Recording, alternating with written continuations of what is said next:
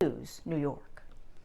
All right, we'll turn our attention to the forecast and take a live look over the Detroit River. And we've been noticing just a lot of boats out on the river, or maybe some fall walleye perch fishing. Not so sure, but things are so nice. Why wouldn't you want to be outdoors at this point? We started so cold this morning, though. 19 in Ann Arbor was the low this morning, 34 in Troy, so at least above freezing, but a lot of 20s back to our west. Jackson, Howell in the mid 20s.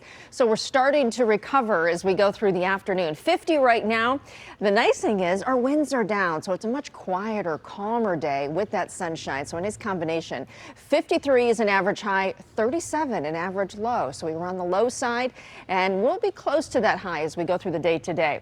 Cooler compared to yesterday despite the sunshine, but less windy. Rain returning late tonight into tomorrow.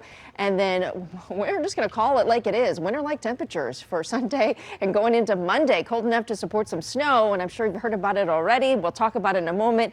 Lots of sunshine out there. 49 degrees in Ann Arbor, 47 in Pontiac. It is 49 in Mount Clemens. I talked about that 50 right now in Detroit. The sun is shining now. We're already noticing some clouds advancing in from the west, moving over Lake Michigan. So we'll notice those high clouds late afternoon into the evening hours, and they'll just keep lowering and thickening as we go through the overnight hours. Seeing some really cool air back toward north and west. Duluth at 38 degrees, Marquette at 41. So there is some cooler air to work with in the coming days. Now our winds, as I talked about, lighter winds. It is generally a south to southwest wind, about 5 to 10 miles per hour. Have a couple gusts going into the afternoon, only about 15. Maybe 18 miles per hour, certainly down from yesterday's strong winds. Hour by hour forecast stopped it here. So this is 7:30 in the evening. We're starting to see those clouds really filling in after midnight, even toward 5, 6 o'clock in the morning. The rain starts to come in, so it does look like it's going to be a wet morning drive to work. Kids headed to school. We're going to have to grab the umbrella, the rain gear, but it moves out pretty quickly. It should be dry again by the time we get past the lunch hour.